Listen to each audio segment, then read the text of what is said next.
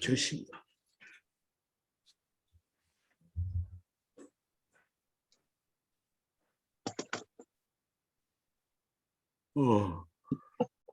음.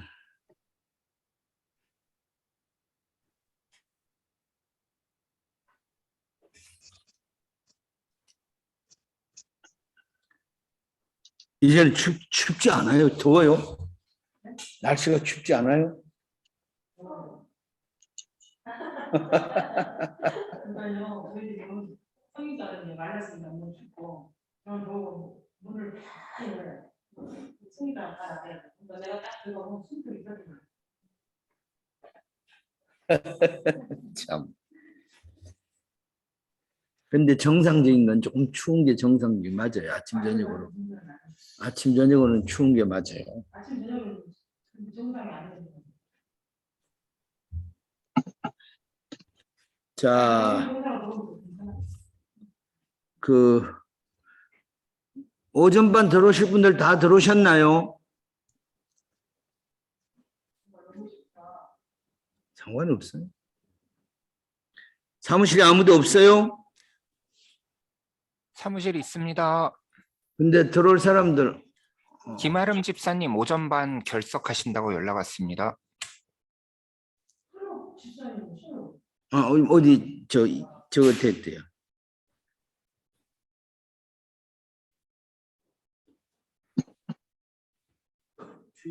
그러면 출석을 부르겠습니다. 김아름, 박선영, 네. 오미와 이숙희, 이정희, 전선영, 정희숙 집사님 반가워요. 네. 그다음 한지연, 네. 이혜숙, 그다음에 김은난, 네. 그다음에 어디 갔어?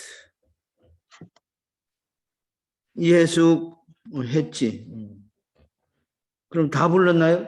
아니요, 이덕선 안 불렀습니다. 이덕선 네. 또 안 부른 분 안 계시죠? 예. 자, 그럼 합시다.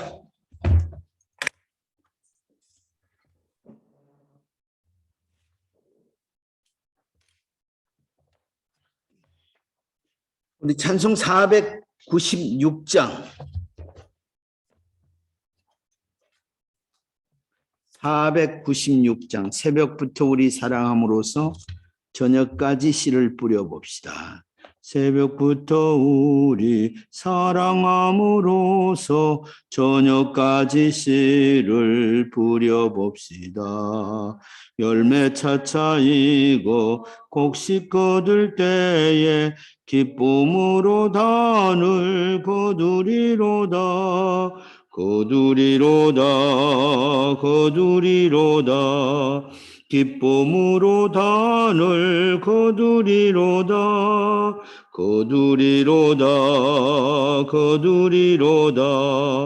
기쁨으로 단을 거두리로다. 비가 오는 것과 바람 부는 것을 겁을 내지 말고 뿌려봅시다. 이를 맞춰놓고 곡식 거둘 때에 기쁨으로 단을 거두리로다.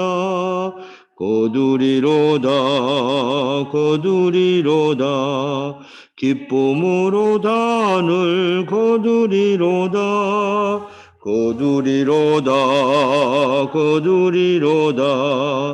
기쁨으로 단을 거두리로다.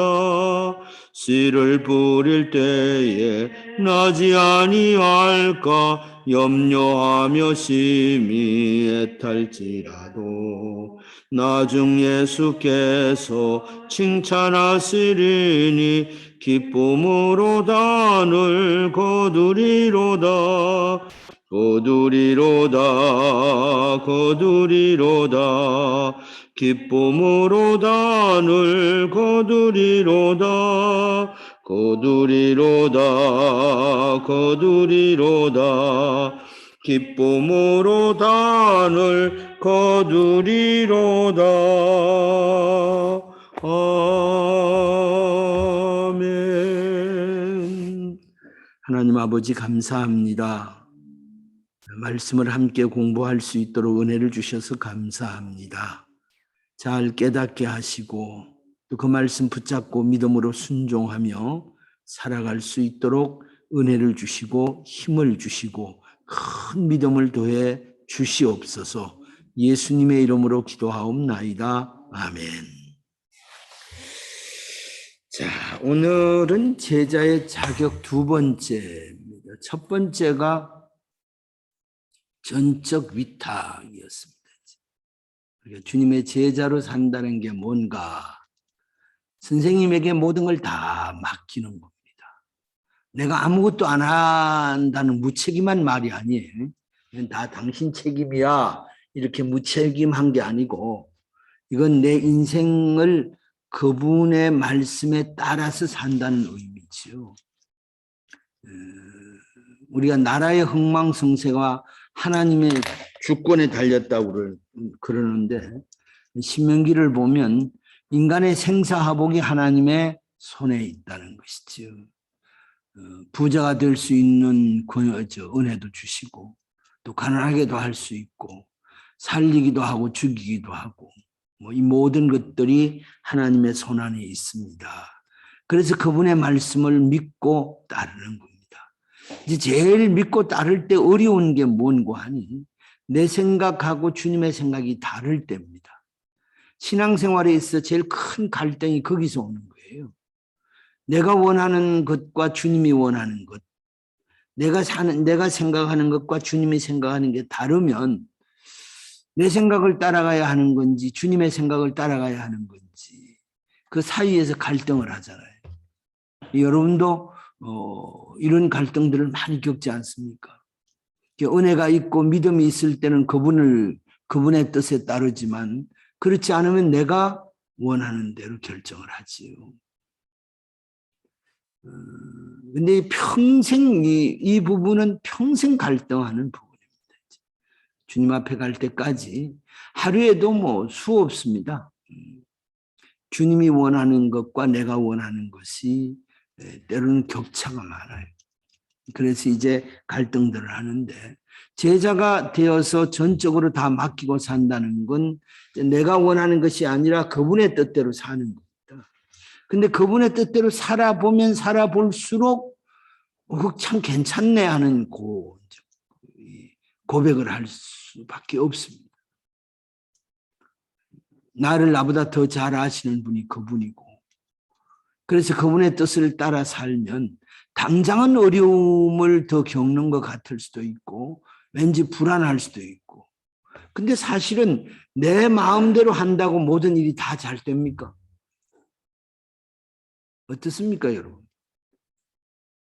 이덕선 집사님은 이덕선 집사님 마음대로 한다고 모든 일이 다 잘 돼요? 벙어리예요. 아닙니다. 아닙니다. 우리가 그런 이 후회들을 많이 하잖아요. 그때 그렇게 하는 게 아닌데 괜히 고집 부렸어 이런. 아마 모든 사람들이 다 그런 고민들을 할 거예요. 내가 결정하고 내가 따랐는데 그건 내 생각인데 나중에 가서 보니까 결과가 아주 엉망진창입니다. 그래서 후회를 하지. 근데 이제 주님의 뜻을 따라보면 처음에는 이해가 안 되고 불안하기도 하고 이거 진짜 이렇게 가도 돼? 이런 생각도 들지만 세월이 갈수록 참 잘했다 이런 결론을 가져오는 겁니다. 주님이 우리를 불행하게 만들기 위해서 주님을 따라오라고 하는 게 아니에요. 누군지 나를 따라오려거든 자기 십자가를 지고 이제 주님을 따르지 않아서 자기를 부인하고 주님을 따르는데, 나를 부인하고 주님을 따르면 나는 내 생각은 뭐 어디로 가요? 내 생각이 그렇게 모든 것을 확실하게 책임져 줄 만큼 대단한 생각이 아니더라는 겁니다. 늘 오류가 있고 늘 후회가 있고 늘 잘못 생각할 때가 많고, 그래서 우리가 진리의 말씀을 잘 깨달아서 그 말씀을 붙잡고 살아가면 이래서 주의 말씀을 따르라고 하는구나 하는 고백을 나이가 먹을수록 할 수밖에 없습니다. 그게 이제 제자의 삶이에요. 우리가 좋은 제자가 된다 하는 것은 인생을 살아갈 때 모든 영역이 마찬가지입니다. 시간을 쓰고 돈을 쓰고 마음을 쓰고 할 모든 삶의 영역에서 내 생각보다는 주님의 생각, 주님이 어떻게 생각하실까? 주님이 뭘 원하실까? 주님이 어떻게 하라고 하시는가? 그분의 뜻을 따를 때 여러분 인생에 참 좋은 열매가 맺힙니다. 어떤 경우에는 시간이 많이 지나서 결과가 나타나기도 합니다.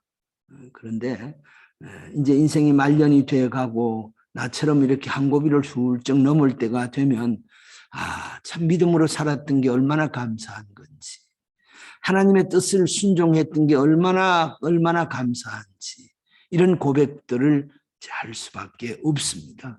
그래서 제자로서 우리의 삶을 주님께 맡기고 그분의 뜻을 따르자고 하는 것이지요. 두 번째는 이제 제자는 쉽게 말하면 나의 선생님을 유명한 선생님이라고 세상에 자꾸 드러내는, 이제 우리도 이제 신학교 다닐 때 배웠던 선생님들이 훌륭한 선생님입니다 이렇게 이제 이야기를 가끔 하지 않습니까? 어제도 이제 노회 모였는데 이제 그 노회장 목사님이 설교를 할 때 이런 얘기를 했습니다. 자기는 박윤선 목사님 한참 후배니까 돌아가신 후에 이제 신학교로 왔는데, 자기가 제일 들었던 이야기 중에 감명을 받은 이야기가, 이제 그분이 총신 학장으로 계실 때 어떤 시골에서 이제 어렵게 목회를 하면서 신학교를 다니는 신학생이 있었는데, 이제 졸업반이 마지막 학기에 시험을 쳤는데, 그러니까 이제 시골 자그만한 교회 이제 그 할머니들 우리 전사님 서울 가서 이제 학교 졸업한다고 막 좋아하고 이럴 때라. 근데 그 선생님의 과목이 과락이 났어. 과목 낙제가 됐다고. 낙제가 되면 이제 저걸 못 하잖아요. 낙제가 되면 이제 졸업을 못 한다고. 그래가지고 이 학생이 선생님을 찾아갔답니다. 박윤선 목사님을 찾아가서, 제가 이만한데 뭔 소리?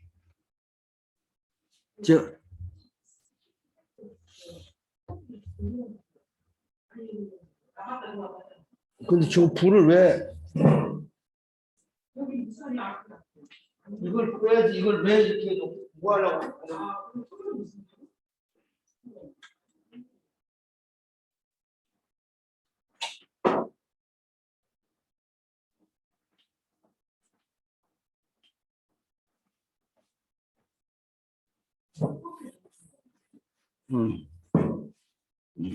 좀 봐주세요. 좀 점수 좀 올려주세요. 그래서 나 졸업하게 해주세요. 나만 아니라 우리 교회 교인들이 다 실망해요. 그럼 어떻게 해야 돼요? 근데 이제 한참 이야기를 듣더니만, 만약에 점수를 올려주면 이건 속이는 거 아니에요. 안 올려주면 낙심을 하는 게 아니에요. 한참 이때 이야기를 다 듣고 이제 그 선생님이 자기 앞에 서랍을 이렇게 열더니만, 봉투 하나를 아마 어디 강의를 하고 강의료를 받은가 보지. 봉투 하나를 이렇게 학생에게 주면서 이 돈 보태서 한 학기 더 등록하고 공부하세요 그랬답니다. 그러니까 아무 소리도 못하고 갔다고 그래요. 그러니까 이제 우리가 무슨 일이 있으면 그런 그 귀하고 훌륭한 선생님이 계시니까 그분 얘기를 자꾸 해서 사람들이 얼굴은 몰라도 그분 이러면 뭐 그렇다더라 이렇게 아는 거죠. 우리가 예수님의 제자가 바로 그런 겁니다. 사람들이 예수님 만나본 적도 없고 예수 안 믿는 사람들이 뭘 예수를 얼마나 알겠어요. 근데 우리가 다니면서 예수님에 대해서 자꾸 이야기를 하다 보면 교회는 안 다니지만 예수가 그런 분이래 이렇게 알게 되는 거와 마찬가지예요.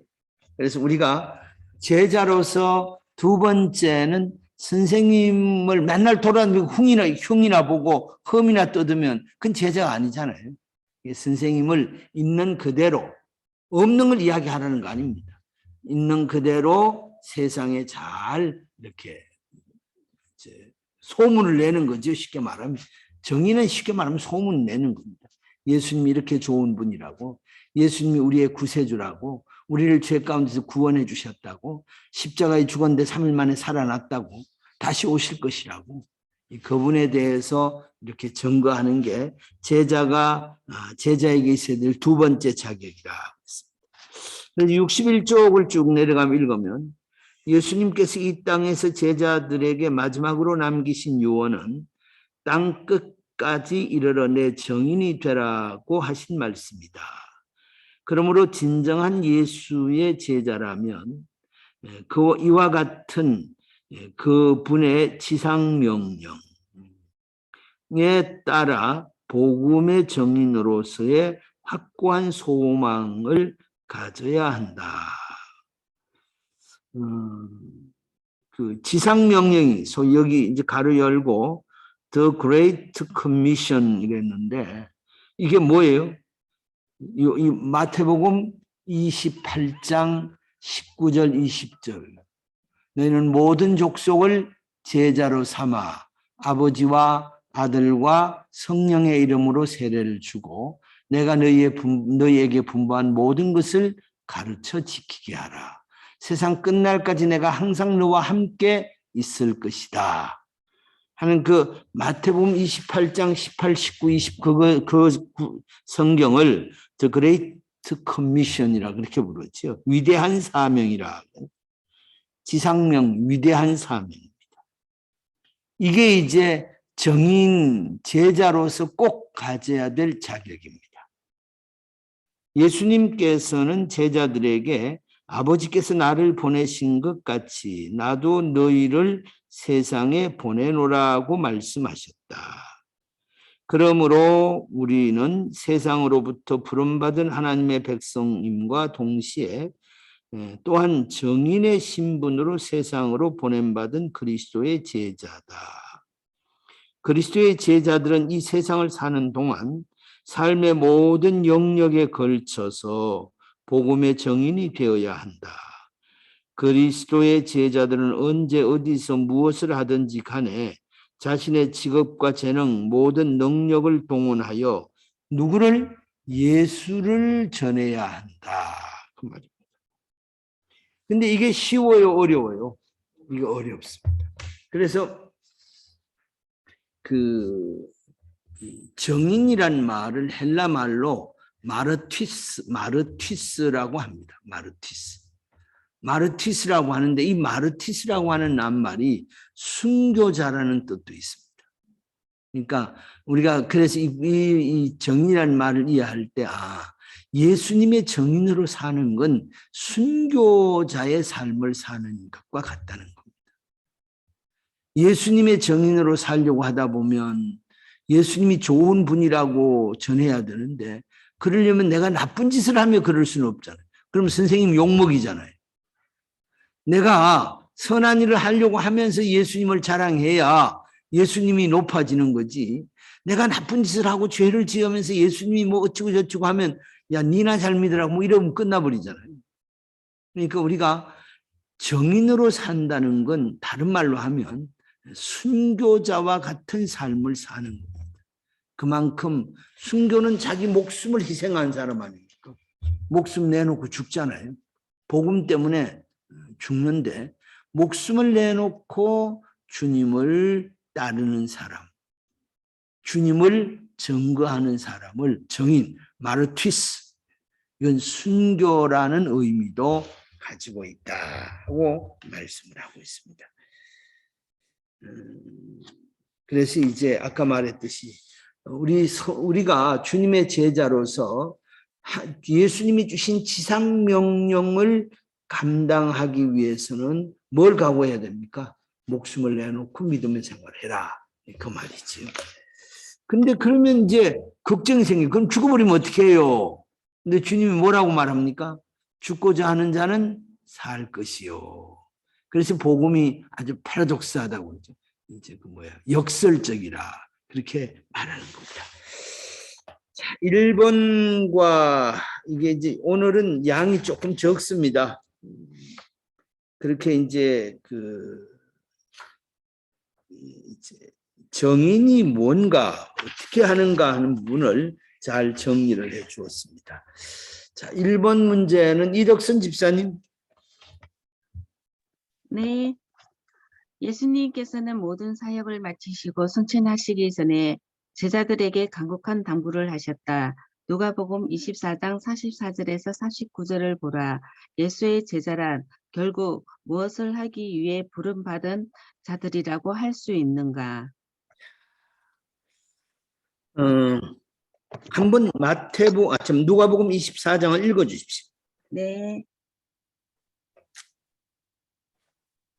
또 이르시되 내가 너희와 함께 있을 때에 너희에게 말한 바 그 모세의 율법과 선지자의 글과 시편에 나를 가르쳐 기록된 모든 것이 이루어져야 하리라 한 말이 이것이라 하시고 이에 그들의 마음을 열어 성경을 깨닫게 하시고 또 이르시되 이같이 그리스도가 고난을 받고 제3일에 죽은 자 가운데서 살아날 것과 또 그의 이름으로 제사함을 받게 하는 회개가 예루살렘에서 시작하여 모든 족속에게 전폐될 것이 기록되었으니 너희는 이 모든 일의 증인이라. 볼지어다 내가 내 아버지께서 약속하신 것을 너희에게 보내리니 너희는 위로부터 능력으로 입혀질 때까지 이 성에 머물라 하시니라. 예. 44절에 또 이르시되 내가 너희와 함께 있을 때에, 이미 이 예수님이 누가복음 24장의 말씀을 하실 때는 언제예요? 부활하신 이후입니다. 그렇죠? 부활하신 이후에 제자들에게 하시는 말씀이에요. 내가 너희와 함께 있을 때란 말은 십자가에 죽기 전에 내가 너희와 함께 있을 때 너희에게 말을 했어요. 무슨 말을 했습니까? 모세의 율법과 선지자의 글과 시편의 나를 가리켜. 모세의 율법, 선지자의 글, 시편, 이건 다 뭐예요? 구약 성경을 두고 하는 말이지요. 구약 성경에서 예수님을 가르쳐서 기록하기를 뭐라고? 기록된 모든 것이 이루어져야 하리라 한 말이 이것이라. 이게 뭐예요? 그러니까 다른 말로 하면 예수님께서 살아 계셨을 때에 제자들에게 무엇을 가르쳤어요? 구약 성경에서 오실 메시아에 관한 말씀을 가르쳤어요. 오신 말씀에 관한 것을 이야기했는데 이제 그 이야기가 주님이 십자가에 죽으시고 3일 만에 부활하신 것, 이런 이야기를 해주셨다는 것이지요. 이에 그들이 마음을 열어 성경을 깨닫게 하시고, 왜 그런 거 하니 이때 제자들은 예수님의 부활을 믿었어요, 안 믿었어요? 안 믿었거든요. 예수님이 부활하신 이후에도 잘 안 믿었어요. 그러니까 40일 동안 다니면서 제자들에게 봐라 나 부활하지 않았니? 그러면서 이제 손도 만지라고 그러고 허리에 창자국도 만지라고 그러고 가서 말씀도 전하고 어떤 같이 식사도 하고 그랬던 거예요. 그게 뭐 때문에 그러는 거 아니? 제자들에게 당신이 부활한 것을 알려주는 겁니다. 그러니까 예수님의 제자들은 사실 부활의 믿음은 부활한 이후에 가지게 되었고, 확실하게 믿은 것은 언제입니까? 오순절 성령 강림 이후에. 그전에는 예수님의 십자가와 부활을 잘 몰랐어요. 그래서 예수님이 살아 계셨을 때 제자들에게 너희가 성경을 상고하거니와 성경은 나에 대하여 기록한 것이니 그랬죠. 예수님이 십자가에 죽으시고 부활하심으로 당신의 백성의 구세주가 되시는 분이다. 이런 걸 미리 가르쳤어요. 미리 가르쳤고 실제로 가르친 대로 십자가에 죽고 3일 만에 부활한 게 일어났단 말이죠. 그러니까 이 시대의 사람들은 그 부활하신 주님을 보았을 뿐만 아니라 성경이 이렇게 이루어지는구나 이걸 깨닫게 되어진 거예요. 그러니까 못 보고 성경만 보고 믿는 사람하고 눈으로 보기도 하고 성경도 보고 하는 믿는 사람은 누가 더 확신이 있습니까? 제자도 확신이 있지요. 또 이러시되 이같이 그리스도가 고난을 받고 제3일에 죽은 자 가운데서 살아날 것과 또 그의 이름으로 죄사함을 받게 하는 회개가 예루살렘에서 시작하여 모든 족속에게 전파될 것이 성경에 이미 기록되어 있었어요. 그리고 이 모든 것도 이 말씀을 듣고 본 사람들이 누굽니까? 제자들이지요. 그래서 이 모든 너희는 이 모든 일의 증인이라 이렇게 말합니다. 볼지어다 내가 내 아버지께 약속하신 것을 너희에게 보내리니 뭐예요? 성령을 보내주신다는 겁니다. 그래서 성령을 받을 때까지는 예루살렘을 떠나지 않고 마가의 다락방에 모여서 같이 기도했던 것이지요. 지금 그 얘기를 하고 있는 겁니다. 이게 무슨 말씀인지 그림이 그려지지요. 그림이 쫙 그려집니다. 자, 이 그림을 한번 머릿속에 집어넣어 놓고 1번 문제부터 해보겠습니다. 시작. 1번 주님께서 제자들에게 최종적으로 부탁하신 일은 무엇인가? 48절 통으로 부탁한 게 뭡니까? 정인이 되어라. 그렇죠. 너희는 이 모든 일에 정인이 되라. 사도행전 1장 8절도 뭐예요? 너희가 성령의 권능을 받고 예루살렘과 유대와 사마리아와 땅끝까지 이르러 뭐가 되라? 내 정인이 되라. 아까 말했죠? 마르티스. 순교자라는 의미를 가지고 있는 단어입니다. 그래서 요한 1서 같은 성경을 보면 사도 요한이 처음부터 우리가 눈으로 봤고 손으로 만지고 막 이러잖아요. 누구 얘기를 하는 겁니까? 예수님 얘기를 하시는 거예요. 주님이 제자들에게 그 3년 동안 제자들을 훈련시키고 또 가르쳐서 그 사도로 삼으신 가장 중요한 목적은 뭘 하기 위해서? 정인으로 만들기 위해서입니다. 너희들이 내 정인이야. 그러니까 네가 본 정인의 생명은 뭐예요? 본대로 정직하게 말하는 거잖아요. 그러니까 다니면서 내 이야기해. 그렇게 말씀하는 거예요. 그래서 주님께서 제자에게 최종적으로 부탁한 것은 나의 정인이 되어줘라.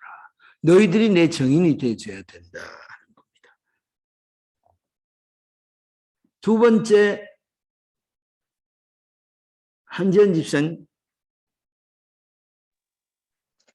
제자들이 증인으로서 증거해야 할 내용은 구체적으로 무엇인가? 아주 핵심적으로 뭐예요? 예수님의 십자가와 부활이죠. 예수님을 전하는 거예요. 이제 더 설명을 덧붙이면 우리는 그분에게 이런 얘기를 들었어. 그분은 이렇게 눈먼 자를 고쳐주고 뭐 병든 자를 뭐 어찌고 저찌고 풍랑이는 바다를 뭐 잔잔하게 하고 막 얘기 나오겠지요. 뭐 줄줄 나오겠지. 그러나 핵심적인 얘기는 예수님의 십자가와 죽음이 핵심적인 얘기입니다. 그래서 아까도 말씀드렸습니다만은 요한복음 요한 1서 1장에 보면 시작부터 그렇게 하죠. 시작부터 이제 태초부터 있던 생명의 말씀에 관해 우리가 들은 바요 눈으로 본 바요 자세히 보고 우리 손으로 만진 바라. 누구예요? 예수님을 지금 이렇게 전하는 겁니다. 그분 나 만났어. 나 그분하고 손도 잡고 다니고 그분이 하는 일을 내 눈으로 똑똑히 보았고 그분이 가르쳐 주신 말씀을 내 귀로 들었고 특별히 요한 같은 경우는 내가 그분 십자가에 달린 거 봤어. 그날 대단했어. 어두움이 임하고 갑자기 번개가 치고 3일 만에 부활한 것도 봤어. 나 빈 무덤 봤어. 무덤에 가봤어. 그럼 그 얘기를 하는 겁니다. 이게 뭐 하는 거예요? 이게 정인이라는 거예요. 예수님의 정. 그러니까 예수의 정인이 해야 될 가장 중요한 핵심적인 메시지는 예수님이죠. 예수님을 전하는 일입니다. 두 번째 문제 했고, 그래서 이제 이 누가복음 24장 46절에도 뭐라고요? 또 이르시되 이같이 그리스도가 고난을 받고 제3일에 죽은 자 가운데서 살아날 것과 예수의 십자가와 부활이 우리가 전해야 될 가장 핵심적 메시지입니다.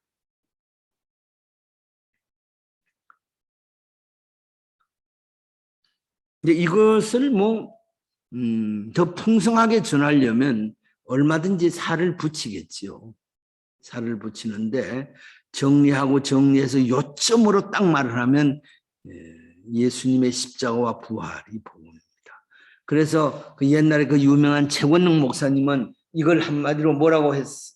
일종의 사자성어입니다. 뭐예요? 예수 천당 불신지요. 그렇게 만들어 놓은 거예요. 세 번째, 김은난 집사님.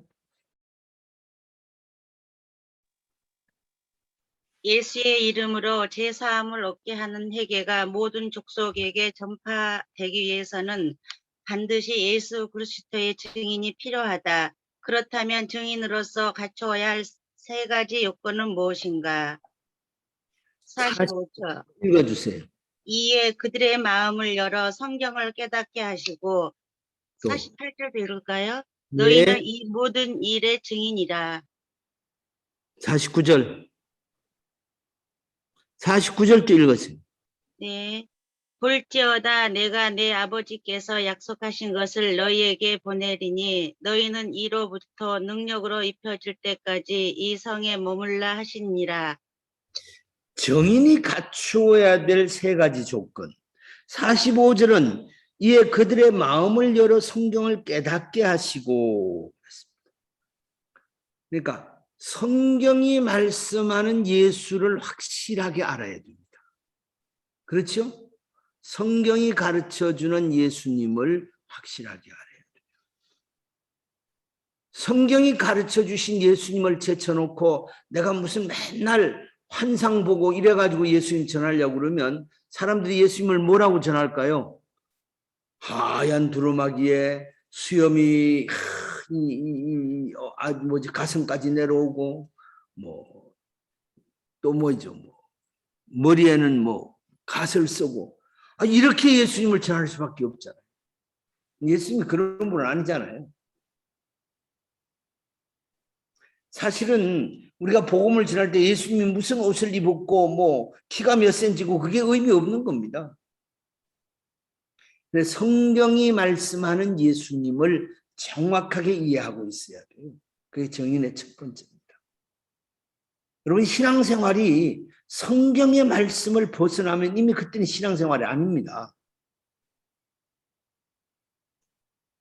두 번째 조건은 48절에서 뭐라고 말합니까? 너희는 이 모든 일의 정인이라. 전해야 됩니다. 전해. 구체적으로 입을 벌려야 돼요. 그렇죠? 말을 해야 됩니다. 나 예수 만났다고.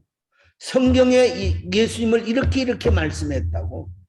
입을 열고 가서 전해야 돼요. 전하지 않으면 옛날 그런 말 있죠. 구설이 서말이라도 깨어야 보물이 되는 거예요. 보석이 되는 거예요. 아무리 구슬이 멋있어도 그걸 깨지 않으면 그냥 구슬 하나로 돌아다니잖아. 오히려 다른 사람 밟으면 자빠지게나 만들지. 그런데 그걸 잘 깨어놓으면 이스라엘 나라에서 가장 돈을 많이 벌어들이는 수출품이 뭐라고 그래요? 참 의외입니다. 뭐 석유, 가스. 뭐죠? 저 사회 그건 그 정도까지는 안 돼. 이스라엘이 전 세계에서 제일 잘 사는 나라에 속하잖아요. 이 GDP 이런 거 보면 이스라엘이 전 세계에서 제일 잘 삽니다. 물론 뭐 내부적으로는 빈부도 있고 이렇게 했지만 그 GDP를 보면 제일 잘 사는 나라예요. 근데 거기에 뭐가 있겠어요? 다 수출해서 잘 살거든요. 그러니까 이제 그게 뭔가 하니 다이아몬드예요. 근데 이스라엘에는 다이아몬드가 안 나. 이렇게 저 아프리카나 저 남미 쪽에 나는 다이아몬드 원석을 갖다가 가공을 하는 거예요. 그 가공 기술이 세계적인 기술이에요. 어떻게 어떤 각도로 자르고 어떻게 하느냐에 따라서 그냥 돌멩이가 수백만 원, 수천만 원짜리가 되는 거예요. 그래서 이스라엘은 제일 우리나라는 반도체지요. 우리나라는 반도체인데 이스라엘은 그 보석. 그러니까 그게 양이 적으면서 아주 고부가 가치가 있지요.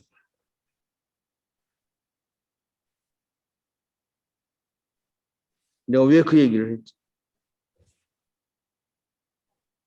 하여튼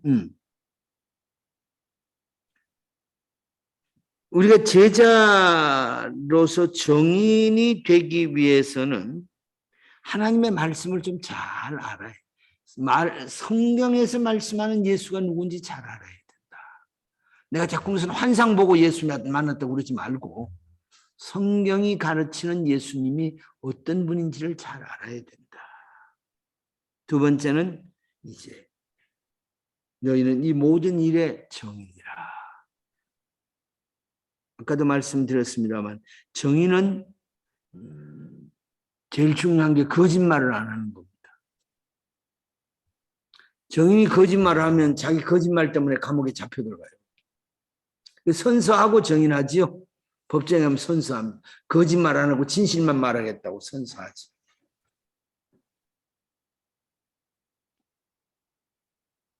그래서 정직하게 만난 예수님을 전하는 겁니다.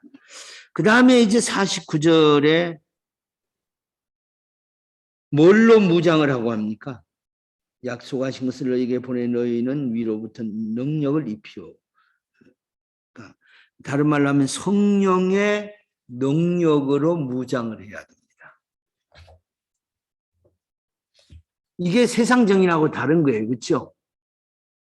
법정에 나가는 세상의 정인들은 정직하게만 말하면 되는데 복음의 정인들은 성령의 권능을 받아야 담대하게 전할 수가 있습니다.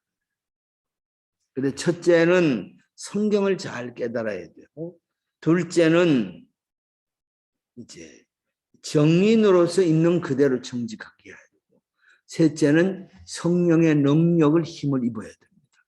성령의 도우심을 받아야 돼요. 그게 바로 제자로서 정인으로 살아가는 것이다. 이렇게 말씀을 했습니다. 자, 여러분은 정인으로서 어떻습니까? 성경이 말씀하는 예수님을 잘 아시죠? 하나님이 나를 정인으로 보냈으니까 정인답게 정직하고 또 진실하게 말해야 되겠다. 그것도 우리가 두 번째로 가져야 되고, 이게 내 능력, 내 힘으로만 가지고 안 돼요. 겁도 나고요. 아까도 얘기했지만 생각이 다르니까 내가 이대로 했다가 뭐 손해보면 어떻게 할까 이런 생각도 있잖아요. 그래서 싸워서 힘을 발휘해 이길 수 있도록 해주신 분이 성령의 능력입니다. 네, 성령의 도우심을 받아야 돼요. 그렇게 해서 우리가 정인으로서 세상에서 당당하게 복음을 전하며 살 수 있다는 것입니다. 두 번째 문제, 박선영 집사님 할 차례죠. 2번 성령이 교회에 임하신 것은 무엇보다 교회를 예수의 증인이 되게 하는데 그 목적이 있었다. 아래 구절들을 중심으로 그 근거를 살펴보라. 자, 성령이 교회에 임하신 것은 무엇보다 교회를 예수의 증인이 되게 하는데 그 목적이 있다. 그랬죠? 왜 예루살렘을 떠나지 말고 기도하라고 그랬어요? 성령이 임재하실 때까지 기다리라는 거. 성령의 권능을 받고 우리가 복음을 전할 때 그게 영적인 일이잖아요. 영적인 일이기 때문에 영적인 힘을 받아야 됩니다. 우리가 우리에게 이 일을 할 수 있는 힘, 파워를 주시는 분이 성령이다. 성령이 함께 하시면 담대해지고 또 말도 능력 있게 복음이 확 나가거든요. 또 성령이 듣는 사람의 마음을 움직이기도 하고 이런 역사들이 일어나지. 자, 그래서 성령이 교회에 임하신 것은 무엇보다 교회를 예수의 충성이 되게 하는데 그 목적이 있다. 이에 구절들을 중심으로 그 근거를 살펴보라. 자, 사도행전부터 한 절씩 하겠습니다. 읽어주세요. 사도행전 2장 4절. 그들이 다 성령의 충만함을 받고 성령이 말하게 하심을 따라 다른 언어들로 말하기를 시작하니라. 많은 지방 사람들이 모였는데 성령께서 각 나라 말로 복음을 전하게 만들었어요. 이게 방언이라는 말이 무슨 뜻이라고요? 지방말이라는 뜻이에요. 방언은 크게 두 가지로 이해를 합니다. 오순절 성령 강림 사건 때 방언은 실제로 사람들이 그 말을 했어요. 그 복음을 전한 120명이 미국 영어를 못했는데 미국 사람에게 어떤 사람은 영어로 전도를 하고 러시아 사람은 러시아어로 전도를 하고 중국 사람은 중국어로 전도를 하고 일본 사람은 일본어로 전도를 하고 뭐 이렇게 막 각 나라 말로 했던 거예요. 성령께서 그런 역사를 이루어 주셨죠. 그러면서 이제 교회가 하나님과 나 사이에 있는 방언을 성령의 은사로 주셨죠. 근데 그 고린도 교회가 특별히 이 은사에 대해서 굉장히 민감했고 또 대단한 역사도 일어났습니다. 그래서 사람들이 자기도 알지 못한 말을 한 거예요. 만약에 방언은 통역이 없으면 아무 의미가 없다. 1만 마디 방언보다 깨달은 5마디 말씀이 더 소중하다. 이렇게 말씀하지. 하여튼 이 성령께서 역사하셔서 충만해지면 우리가 다 담대하게 막 전도를 하고 싶은 마음이 일어나고 사람들에게 예수님을 소개시켜주고 싶은 마음이 막 불처럼 일어난다는 거예요.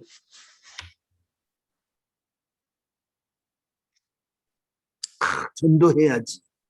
그럴 때가 있죠. 언제 우리 저쪽 교회에 있을 때 우리 집에 전화가 한 통 왔습니다. 그 우리 저 삼익 아파트에 있는 그 안쪽으로 들어가면 절이 2개인가 있어요. 산꼭대기에 하여튼 절이 그 안에 있어요. 근데 그 절에서 전화가 왔어요. 뭐라고 하는 거 아니?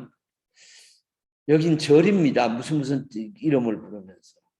근데 아무리 그래도 절에다가 전도지를 꼽아놓으면 어떡해? 주보를 꼽아놨대. 누가 그랬을까? 우리 그 동네 사는 집사님 한 분이 참 열정이 있었어. 이분이 이제 매 주일 끝나면 이제 교회 주보 다 모아가지고 동네에 다니면서 전도를 한 거예요, 자기가. 근데 그 절에다 꼭 갖다 이제 둔 거예요. 그러니까 얼마나 그때 웃었는지 몰라. 난 또 자기네 절에 전도지 가져왔다고 전화하는 그 부자예요. 삼익 아파트도 막 가지고 있고 굉장해요. 그 동네에서는. 그래서 내가 이제 나중에 알았어요. 어떻게 그런 생각을 했어요. 막 불쌍하게 여기 저 중들이 너무 불쌍하다는 거 이 복음을 몰라서. 그분이 그 첫 은혜를 받았던 거예요. 이 성령의 역사가 아니면 그런 용기가 안 나는 거예요. 그래서 적어도 우리가 정인으로서 꼭 가져야 될 3가지 요건이 있는데 그게 성경에서 말씀하는 예수를 잘 알아야 됩니다.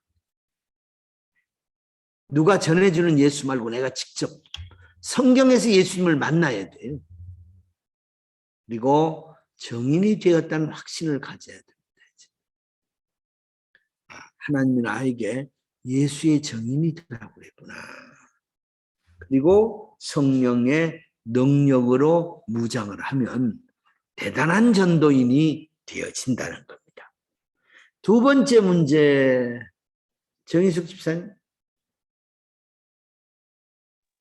사도행전 2장 11절 그레데인과 아라비아인들이라 우리가 다 우리의 각 언어로 하나님의 큰일을 말함을 듣는도다 하고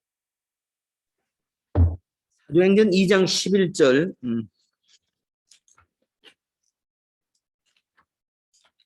자, 거기 보면 이제 그 2장 1절에 오순절이 오순절이 됐잖아요. 2장 1절 오순절의 이야기.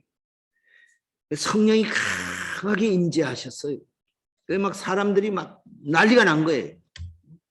아까 뭐 우리 이숙희 권사님 덥다고 그랬는데 막 그보다 더 더운 거예요. 막 온 몸에 불덩이 같은 거예요. 그래서 그 2장 6절에 보면 이 소리가 나며 큰 무리가 모여 각각 자기의 방언으로 제자들이 말하는 것을 듣고 소동하여 각각 자기의 방언이란 말은 사람들이 자기 나라 말로 막 들리는 거예요. 저 사람이 뭐라고 막 샬샬 하는데 내 귀에는 자기 알아듣는 자기 나라 말로 들리는 거예요. 다 놀라 신기하게 여겨 이르되 보라 이 사람은 이 말하는 사람들이 다 갈릴리 사람이 아니냐. 이 말은 무슨 말입니까? 아니 갈릴리 사람이 히브리어밖에 할 줄 모르는데 어떻게 이렇게 다른 나라 말을 외국어를 잘할 수 있냐는 거예요. 우리 각 사람이 난 곳 방언으로 듣게 되는 것이 어찌 되면 우리 각 사람이 난 곳 방언이라는 말은 고향 말을 듣게 되었단 말이죠. 미국 사람 미국 말 듣고 러시아 사람 러시아 말 듣고 중국 사람 중국 말 듣고 일본 사람 일본 말 듣고 한국 사람 한국 말 듣고 이게 무슨 일이냐. 어떻게 저 갈릴리 촌 사람들이 어떻게 이렇게 할 수 있느냐. 깜짝 놀란 거예요. 근데 그 사람들이 다 어디 사람들입니까? 바데인, 메데인, 엘라민, 메소포타미아, 유대, 갑바도기아, 본도, 아시아, 부르기아, 밤빌리아, 애국 및 구레네에 가까운 리비아. 뭐 그 외에도 이런저런 데 사람들이 많이 뭐 때문에 이렇게 몰렸어요? 6월절에 왔거든요. 6월절에는 디아스포라, 흩어진 유대인들이라고 그래서 전 세계 유대인들이 다 모여요. 근데 이 유대인들 중에는 다양합니다. 태어난 곳이 다양해요. 왜냐하면 이스라엘이 바벨론에 망한 이후에 한 번도 자기 나라를 제대로 가져본 적이 없어요. 참 흩어져. 러시아 굉장히 많습니다. 유대인들이 러시아로 엄청 많이 갔고요. 폴란드 이쪽에도 엄청 많습니다. 그게 우리가 아우슈비츠 독일 2차 대전 때 히틀러가 유대인들을 학살을 했잖아요. 홀로코스트 학살할 때 그 폴란드에 이제 수용소가 많았어요. 근데 왜냐하면 그 폴란드 쪽에 유대인들이 참 많이 살았어요. 흑인 유대인들도 많아요. 이게 한 2000년 이상 전 세계에 흩어져 살다 보니까 아프리카 쪽에 가서 산 사람은 왜 흑인이에요. 또 흑인하고 결혼한 사람들도 있고. 그러니까 유대인들의 시민권은 모계로 줍니다. 우리는 남자 쪽으로 따라가잖아요. 유대인들은 여자 쪽으로 따라가요.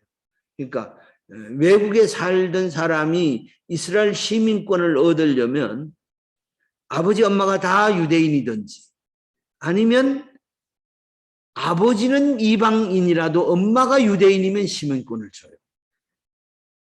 그러니까 만약에 어떤 여자가 히브리 저 흑인하고 결혼해서 애가 흑인으로 나왔다 그러면 흑인 유대인이 되는 거예요.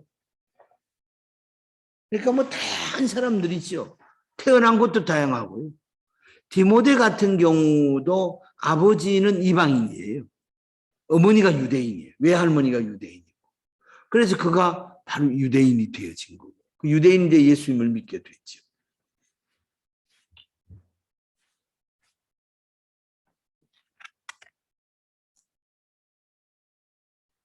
그래서 이제 성령이 교회에 임하신 것이 무엇보다 교회를 예수의 정인이 되게 하는데 목적이 있다. 그래서 사도행전 2장 4절에 보면 120명의 사람들이 성령의 권능을 받고 각각의 각 나라의 말을 하게 되었어요.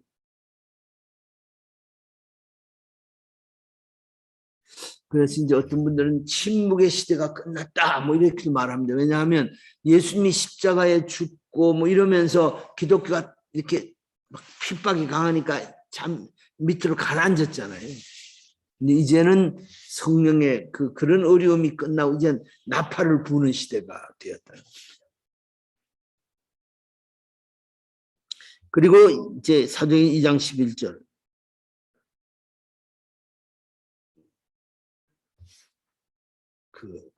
그레데인 아라비아인들이다. 우리가 다 하나님의 각 언어로 하나님의 뭘요? 큰 일을 말함을 듣는다.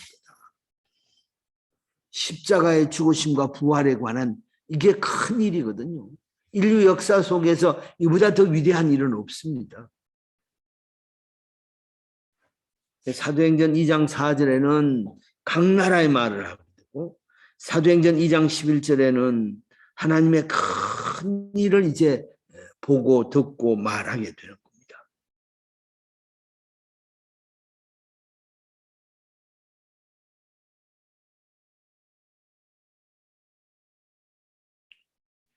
그 다음에 이해숙 집사님. 이스라엘 오르시던 확실히 알지니 너희가 십자가에 못 박은 예수를 하나님의 주와 그리스도가 되게 하셨느니라 하니라. 자, 이제 베드로가 설교를 하잖아요. 오순절에 막 사람들이 나가서 각 나라 말로 막 전도를 막 하고 그러니까 확 몰려들 거 아닙니까? 그 성전에 막 몰려드니까 그들을 향해서 베드로가 첫 번째 설교를 하는 거예요. 그 설교의 핵심이 이거예요. 36절. 그런즉 이스라엘 온 집은 확실히 알지니라. 너희가 십자가에 못 박은 이 예수를 하나님이 주와 그리스도가 되게 했다. 주가 됐다는 말은 주인이 됐다는 말. 그러니까 우리가 예수님에 대한 믿음의 고백을 My Savior and My Lord 할 때 나의 구세주요 주인입니다. 이렇게 고백하는 거예요. 나를 죄에서 사탄의 권세에서 죽음에서 구원해 주셨어요. 이제는 그분이 내 주인이 된 거예요.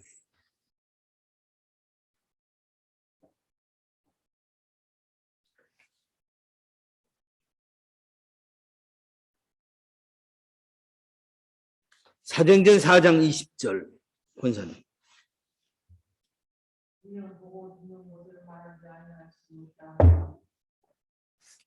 우리가 보고 들은 것을 어떻게 말을 안 할 수 있겠네요. 뭘 봤어요? 예수님을 봤거든요. 이제 이 오순절 그 120명의 사람들은 주님과 함께 다녔던 사람들이잖아요.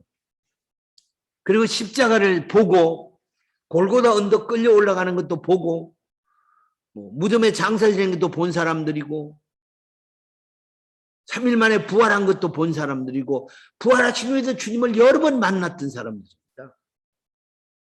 이 사실을 우리가 어떻게 말하지 않을 수 있냐는 것이죠.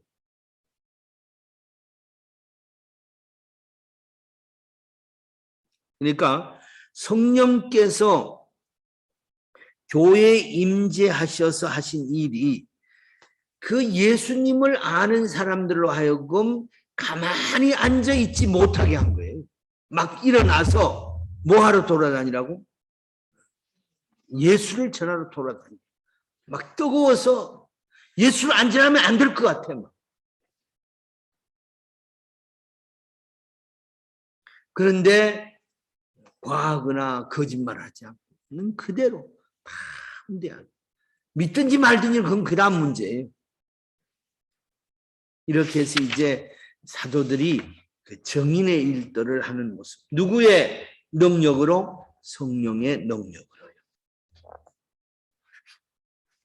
자, 세 번째 김원난 집사님. 예수를 믿는 사람은 다 증인이어야 하는가? 아니면 증거는 소명받은 소수의 사람들이 책임질 은사의 영역인가? 사도행전 1장 8절을 중심으로 검토하라. 사도행전 1장 8절 우리 다 외워볼까요? 한번 고개 들고. 자, 입을 잘 움직이세요. 자, 시작. 오직 성령이 너희에게 임하시며 너희가 권능을 받고 예루살렘과 온 유대와 사마리아와 땅끝까지 증인이 되리라 하시니라. 네. 이럴 때는 또 보고 외우면요 틀리게 해요. 틀리게 읽어요. 오직 성령이 너희에게 임하시면 권능을 받고 예루살렘과 유대와 사마리아와 땅끝까지 이르러 내 증인이 되라. 증인이 되라. 그러면 12사도에게만 이 말씀을 준 거예요? 아니면 120명에게 다 준 거예요? 120명에게 준 거예요. 그 120명은 지상의 모든 교인들을 상징할 수도 있거든요. 그러니까 모든 사람들은 예수님을 전해야 될 사명이 있어요. 모든 사람. 목사만 있는 것도 아니고 장로만 있는 것도 아니고 권사만 있는 것도 아니고 예수 믿는 모든 사람들은 예수님을 전해야 될 사명이 있다는 겁니다. 그래서 김원난 집사님은 가게에서 열심히 예수님 전하지요? 네, 아멘. 저 집에다 전도용품 갖다 놓으면 금방 떨어져요. 그래요. 사도행전 2장 17절 또 보십시오. 하나님이 말씀하시기를 말세에 내가 내 영을 모든 육체에 부어주리니 너희의 자녀들은 예언할 것이요 너희의 젊은이들은 환상을 보고 너희의 늙은이들은 꿈을 꾸리라. 여기 보면 내 영은 뭐예요? 성령이지요. 이 성령을 누구에게 줍니까? 모든 육체에게 부어줘요. 여러분 성령 받았어요? 안 받았어요? 다 성령이 내 안에 임재해 계세요. 예수를 믿는다고 하는 것 자체가 성령이 임재해 계신다는 증거예요. 우리는 무슨 방언을 못하든지 이상한 짓을 못하면 나는 성령이 없어 이렇게 생각하는데 그건 틀린 말이에요. 아주 잘못된 말이에요. 예수가 믿어지는 건 성령의 역사가 아니면 예수가 믿어질 수가 없어요. 그건 성령의 역사로 믿어지는 거예요. 인간의 이성적인 그 어떤 이 생각으로 예수를 믿을 수 있나요? 2000년 전에 나사렛 예수란 사람이 예수께 모든 죄를 짊어지고 십자가에 죽었대요. 아니 이성적으로 그게 받아들여져요? 말이 아니거든요. 그 믿음으로 그 믿음으로 받아들이게 하는 게 누가 하는 겁니까? 성령의 역사. 그게 믿어지니까 신비한 거예요. 그게 사실은 이 세상에서 가장 그 신비한 게 뭔가? 내가 예수 믿는 거예요. 내가 예수 믿는 거예요. 예수 절대로 안 믿을 사람이에요. 어떻게 믿어졌는지 몰라요. 하나님의 특별한 성령 하나님의 특별한 역사라고 하는 것이지. 그래서 모든 사람들, 예수 믿고 구원받은 모든 사람들은 다 성령의 사람들이에요. 방언을 하고 못하고 그건 아무 상관없어요. 왜냐하면 도구를 어떤 사람은 방언을 줬지만 어떤 사람은 믿음을 주고 어떤 사람은 지혜를 주고 어떤 사람은 뭐 위로하는 걸 주고 어떤 사람은 직분을 주기도 하고 어떤 사람은 두 가지를 주기도 하고 어떤 사람은 한 가지를 주기도 하고 성령이 주시는 거예요. 모든 사람이 똑같은 그 은사를 가진 건 아니잖아요. 그래서 그리스도인은 예외 없이 예수의 정이라는 사실을 무엇으로 증명할 수 있습니까? 하나님이 하나님의 말씀으로 분명히 모든 사람에게 영을 부어주었다. 그리고 성령의 역사를 우리가 정인으로 살아간다. 두 번째 문제는 제가 있습니다. 당신은 성령 받은 사람이기 때문에 정인임에 틀림이 없다고 확신하는가? Yes, no. Yes지요. 여러분은 뭐 전도를 지금 잘하든 못하든 지금까지 제대로 못했든 하여튼 예수의 정인이에요. 세 번째 문제, 박성영 집사님. 3번, 당신은 전도가 은사라고 생각한 일이 없는가? 그래서 자신은 은사가 없어서 전도를 할 수 없노라고 변명한 일은 없는가? 전도가 은사요, 아니요? 전도 은사 아니요. 전도는 모든 사람이 해야 될 사명이요. 근데 전도를 하기 위해서 은사가 필요하지요. 그렇죠? 전도는 모든 사람이 가진 사명이요. 근데 어떤 사람은 그 전도를 잘하는 사람들을 보면 사람마다 특징이 있어요. 일종의 은사가 있습니다. 그러니까 은사는 도구예요. 방법론이라고. 그게 목적은 아니에요. 우리가 방언하는 게 목적 아니에요. 그런 일을 통해서 복음을 전하는 게 목적이에요. 일꾼은 일 안 하면 소용이 있어요, 없어요? 일꾼은 일 안 하면 의미 없어요.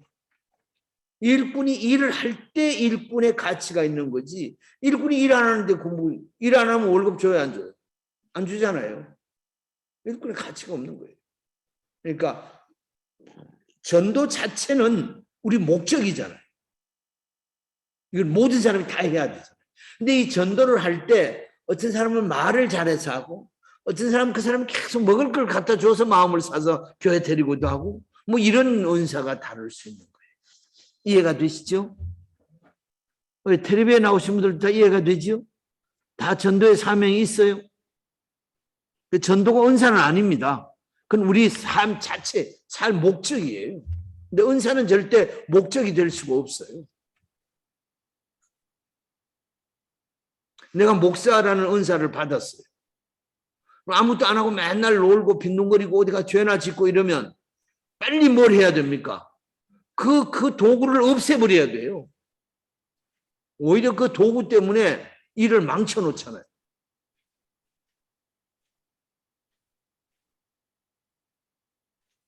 목회를 잘 할 때 그 도구가 빛이 나지. 그래서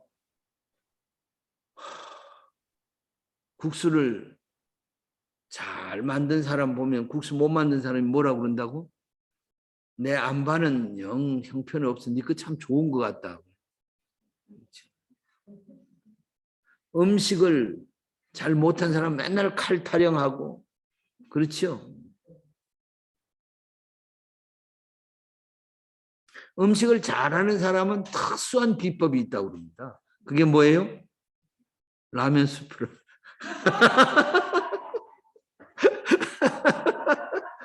맛이 없는데 라면 스프만 넣으면 맛이 있대요. 아니요. 텔레비에서 들었어요.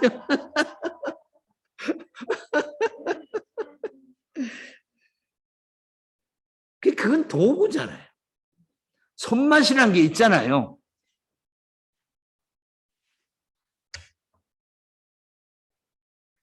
은사는 도구고 전도는 사명이에요.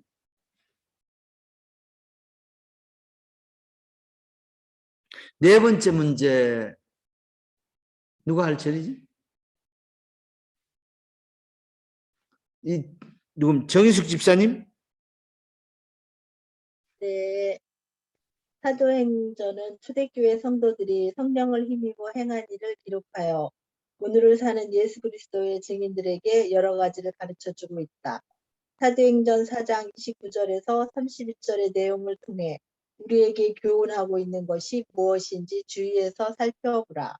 그러니까 사도행전이란 말이 무슨 뜻입니까?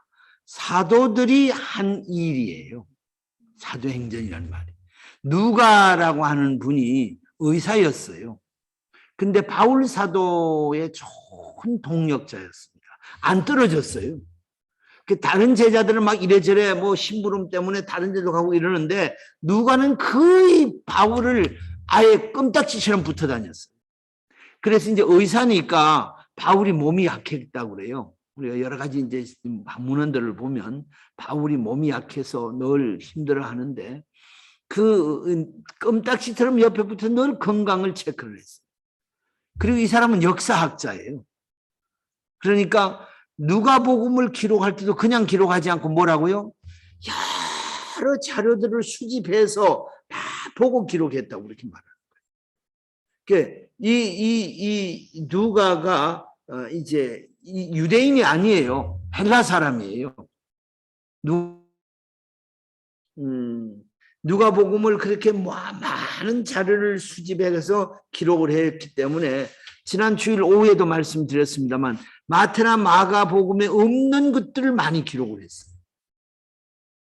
그래서 이제 성경을 가만히 들여다보면 마태나 마가는 거의 똑같은 같은 사건을 다 기록했어요. 근데 누가복음에는 마태, 마가, 누가, 요한, 마태, 마가, 요한에 없는 것들이 굉장히 많이 더 플러스되어 있어요. 그나마 여러 자료들을 모아서 거기서 정리를 했기 때문에 그런 다른 소스들이 있었던 것 같아요. 그리고 이제 사도행전을 기록한 거 아니에요. 이제 바울을 따라다니면서 기록한 거예요. 이제 초창기 일이야 뭐 그렇다 치더라도 이제 그 바울이 회개하고 돌아와서 이제 그 이방으로 복음을 전할 때, 그러니까 사도행전 이제 한 9장, 10장부터 이제 안디옥 교회부터 시작했겠죠.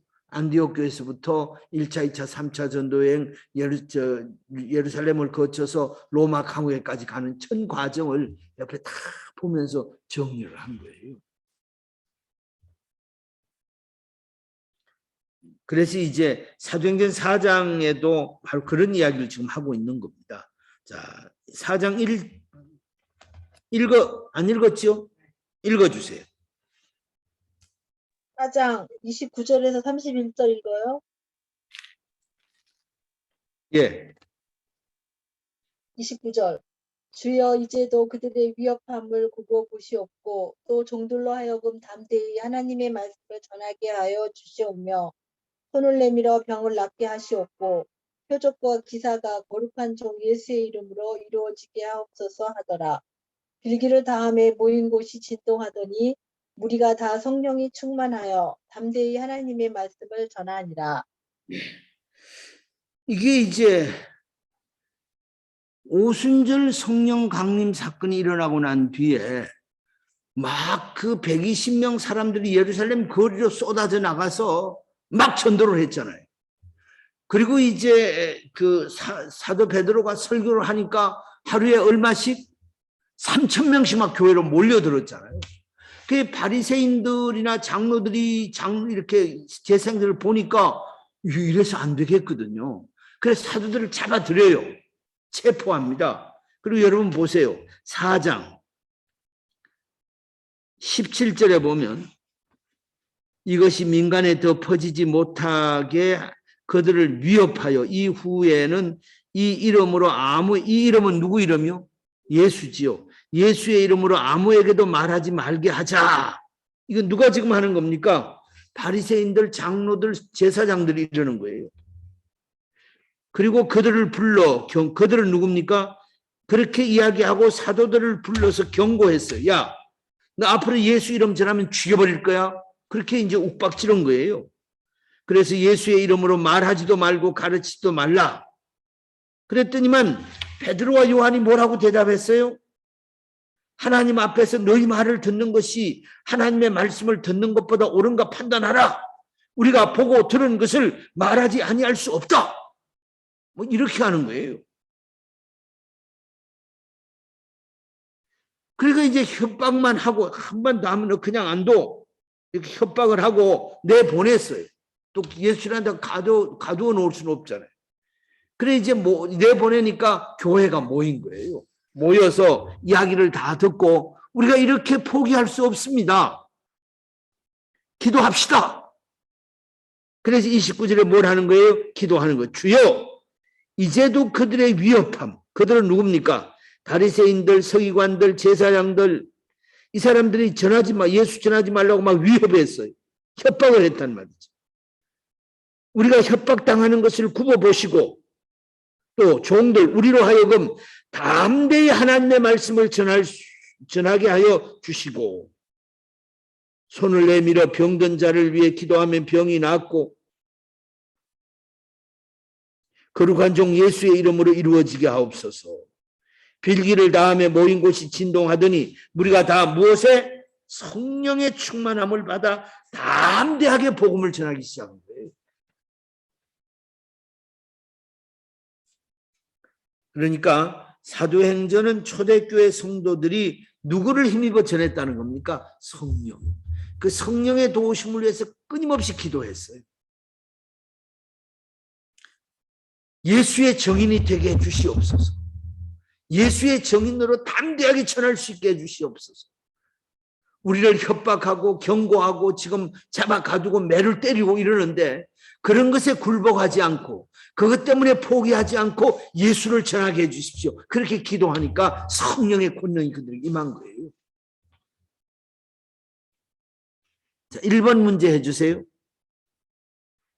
정희숙 집사님. 1번. 초대교회 성도들이 처한 상황을 요약해보라.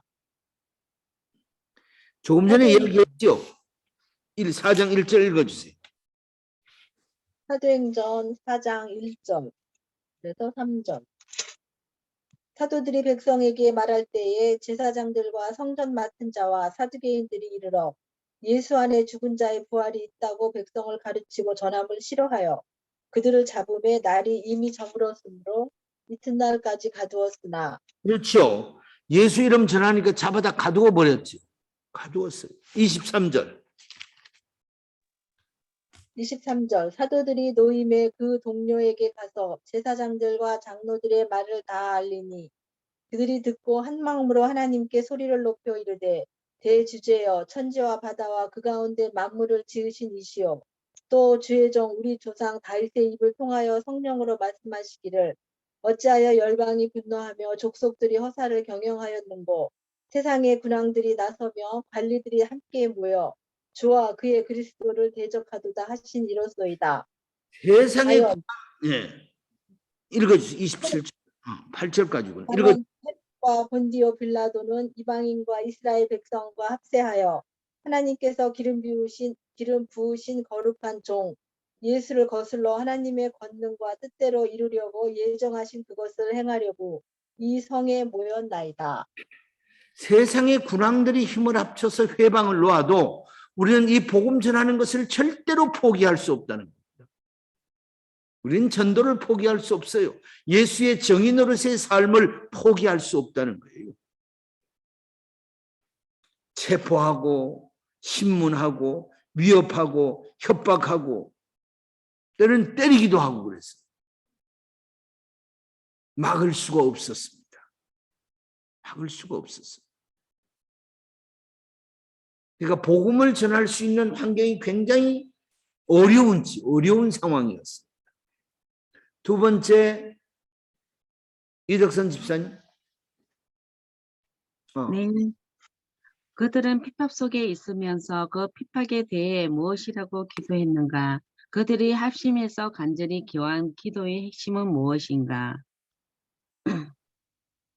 29절 30절. 네. 주여 이제도 그들의 위협함을 굽어보시옵고 또 종들로 하여금 담대히 하나님의 말씀을 전하게 하여 주시오며 손을 내밀어 병을 낫게 하시옵고 표적과 기사가 거룩한 종 예수의 이름으로 이루어지게 하옵소서 하더라. 핍박 속에 있으면서 그 핍박에 대해 무엇이라고 기도하고 있습니까? 주여 이제도 그들의 위협한다는 게 핍박이지요. 굽어 보시옵고 하나님 우리가 지금 핍박당하는 걸 잘 보시고 또 종들로 하여금 담대히 하나님의 말씀을 전하게 하여 주옵소서. 핍박 때문에 못한다는 소리 하지 않게 해주십시오. 코로나 때문에 못한다는 소리 하지 않게 해달라는 거예요. 핍박이야 있든지 말든지 우리는 우리가 해야 되는 일은 하자는 겁니다. 심지어 5장 41절 한번 보십시오. 사도행전 5장 41절 같이 한번 읽어봅시다. 시작. 사도들은 그 이름을 위하여 능욕받는 일에 합당한 자로 여기심을 기뻐하면서 공의 앞을 떠났다. 사도들은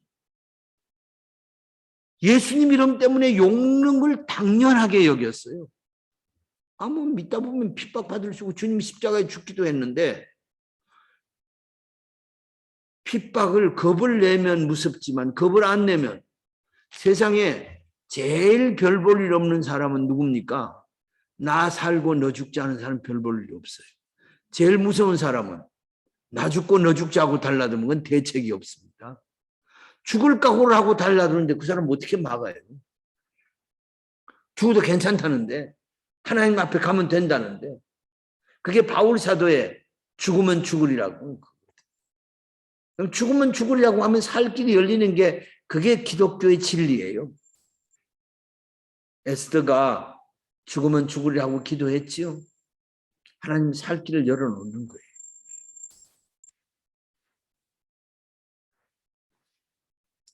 그래서 핍박 속에 있는 그 백성들이 핍박 때문에 전도를 포기하는 게 아니라 오히려 핍박이 있을지라도 담대하게 말씀을 전할 수 있도록 능력을 달라고 성령의 능력을 달라고 기도하니까 땅이 진동하고 성령이 충만하고 이들이 더 능력 있게 복음을 전하는 거예요. 그러니까 내 힘으로 하면 할 게 없지요. 누구 말 말드나 내 능력으로 하면 삽질이에요. 하나님의 능력으로 하면 포크레인입니다. 하루 종일 삽질해봐야 포크레인 한 두서너 삽이면 끝나버리잖아요. 그렇죠? 기도하는 것은 하나님이 내 인생의 포크레인 역사를 이루게 해달라고 기도하는 거예요.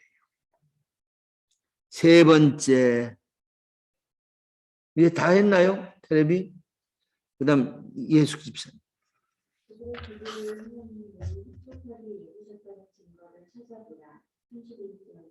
일기를 다하는 모든 곳이 진동하더니 우리가 다 성령이 충만하여 담대히 하나님의 말씀을 전하리라. 그래요. 성령이 그 기도, 하나님이 그 기도를 들으시고 땅이 막 흔들리게 만들었어요. 그리고 모든 기도하던 사람들이 성령 충만함을 얻었습니다. 그리고 담대하게 말씀을 했어요. 이 상황이 이쯤 되면 도망갈 만 하잖아요. 이게 너무 이제 소나기도 피해가라고 그랬으니까 상황이 이러니까 좀 쉬자, 중단하자. 우리가 보통 그렇게 많이 하지요. 근데 이때들은 안 그랬어요. 죽으면 죽지 뭐. 죽으면 하나님 앞에 가면 되지 뭐 하자. 그래 세상이 감당할 수 없는 사람이라고 그러지. 굉장히 적극적인 믿음의 자세였습니다. 네 번째 문제.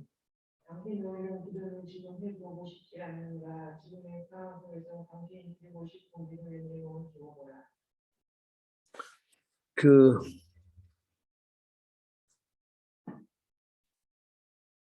신앙생활을 하면서 하려고 마음먹으면 얼마든지 하고 안 하려고 마음먹으면 얼마든지 안 하고 그렇죠? 핑계가 참 많습니다. 가능하면 여러분 가능한 게 아니라 정말 우리가 신앙생활은 하려고 하는 쪽에 서야 돼요. 안 그러면 맨날 껄껄하다 어느 날 죽어요. 못하고 그냥 죽습니다. 주님이 원하신다면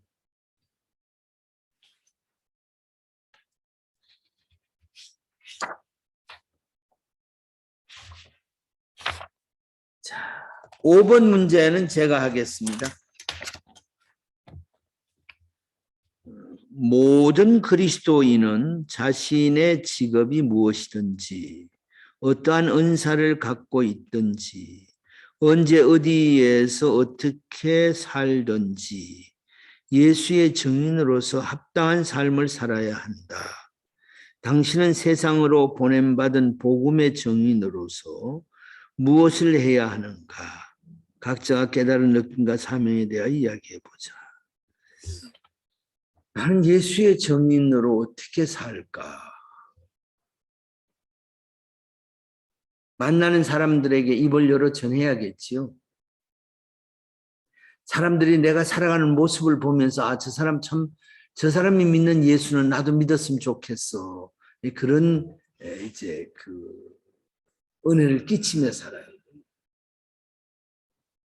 그래서 사실은 예수 믿는 사람들이 도덕성에 있어서나 또 진실성에 있어서나 또 모든 이 관계에 있어서 주변 사람들에게 감동을 주었으면 참 좋겠어요. 어떤 사람은 밥맛이 떨어지게 만드는 사람도 있어요, 없어요? 있어요. 막 그 사람 말하면 갑자기 밥맛이 딱 떨어져요. 밥맛 떨어지게 하는 사람 말고 밥맛 나게 하는 감동을 주는 삶이 되었으면 참 좋겠습니다. 그러면 매력적인 사람은 보고 따르려고 그러지. 왜 애들이 연예인들 별거 다 따라 하잖아요. 왜 그래요? 멋있게 보이거든요. 매력적으로 보이거든요. 요새는 잘 안 보입니다만 그 몇 년 전에 강경화 그분이 그 외무부 장관으로 미국 있다 들어왔을 때 길거리에 가서 제일 많이 보인 게 뭐였어요? 머리 희끗희끗한 여자. 그 헤어스타일이 굉장히 많았어요. 멋있게 보였거든요. 멋있게. 옷을 누가 입은 거 보면 멋있게 보이면 어때요? 제 이 옷이 멋있게 보이지 않습니까? 제가 우리 바자에서 1,000원 주고 샀어요. 혹시 관심 있으면 보세요. 이게 1,000원짜리 얼마나 좋은지. 여기 막 상표도 있어요. 막 유명 상표래요. 이거는 누가 그러더라고. 어디 있어? 요 보여요, 요거? 그러니까 이제 누가 뭘 하면 멋있으면 따라하고 싶거든요.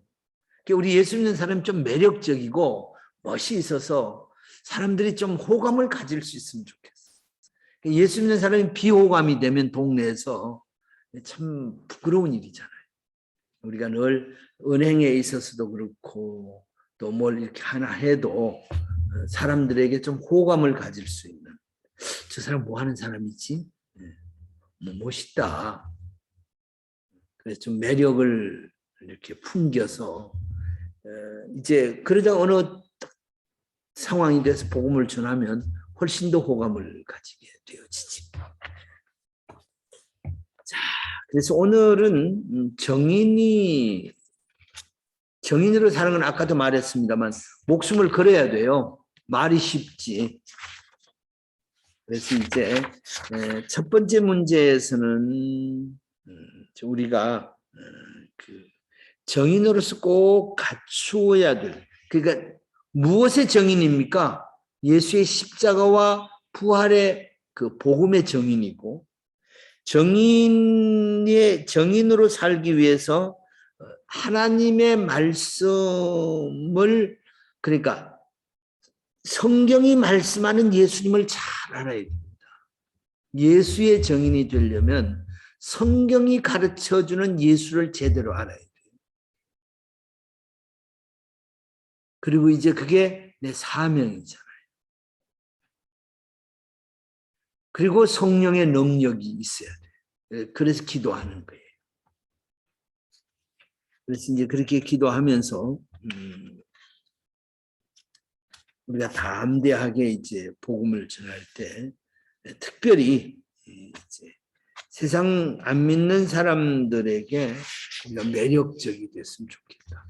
어려움이 있어요. 회방꾼도 있고요. 뭐 복음을 전하는데 방해하는 사람도 있고 욕하는 사람도 있고 뭐 별 사람 다 있지요. 근데 그들이 박해한다고 우리가 복음 전파를 중단할 수는 없어요. 이건 진리예요. 나라에서 뭐라 그런다고 우리는 순교하지요. 만약 나라에서 뭐 교회를 정말 우리가 이 박해를 하고 이러면 뭐 붙잡혀 들어가서 죽지요. 감옥 살지요. 근데 이제 왜냐하면 우리가 어떤 환경 때문에 이 일을 포기할 수는 없거든요. 그래서 정인이 된다는 게 다른 말로 뭐라고요? 마르티스, 순교자의 그 뜻을 가지고 있다는 것입니다. 훌륭한 정인이 되려면 훌륭한 그리스도의 정인이 되기 위해서는 다음에 5가지 필요 요소를 갖춰야 한다. 먼저 인내하라. 처음에는 성공하지 못하면 계속 다시 시도해보라. 포기하기에는 항상 너무 빠른 법이다. 둘째는 친절하게 대하라. 첫째는 인내하고 둘째는 친절하게 대하라. 셋째는 뭐예요? 성령의 인도하심 아래 순종하라. 넷째는 메시지를 잘 전달하라. 다른 거 없어요. 진실하고 정직하게 내가 아는 것 잘 전하면 돼요. 다섯째, 복음에 합당한 경건한 삶을 살아라. 일상적인 얘기들이죠. 조금 더 친절하고 겸손하고 또 좀 기다려주고 한두 번 전도해서 안 된다고 집어치우지 말고 뭐 조지 물러 같은 경우에는 친구 아들을 전도했는데 그 조지 물러가 죽었을 때 문상으로 왔는데 그 조지 물러가 기도하는 테이프를 틀어놨대요. 근데 가만 들어보니까 자기를 위해서 그렇게 눈물을 흘리며 기도하더랍니다. 그게 감동받아가지고 교회를 나갔대요. 죽어서도 일하는 경우가 있어요. 이게 인내하라는 거죠.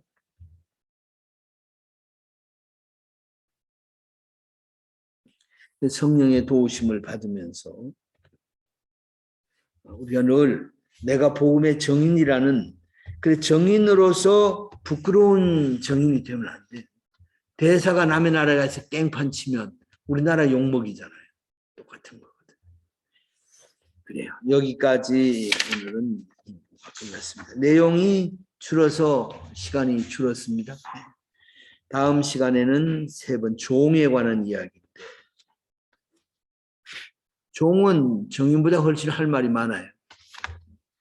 예습 잘 해오시기 바랍니다. 예, 여기서 공부를 마치겠습니다. 기도하겠습니다. 하나님 아버지 감사합니다. 주님이 우리에게 제자로서 꼭 정인이 되어서 예수를 잘 전하라고 말씀하셨습니다.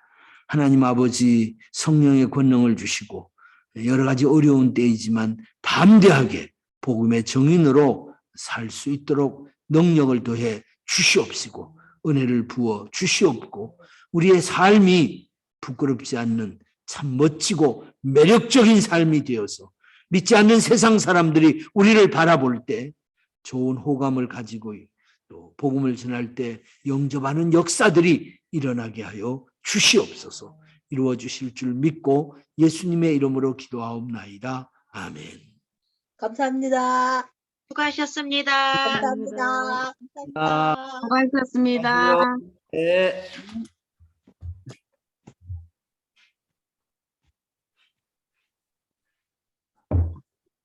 들어가세요. 네, 안녕히 계세요. 수고하셨습니다. 네. 엄청 많이 내려가는 서울에 482명인데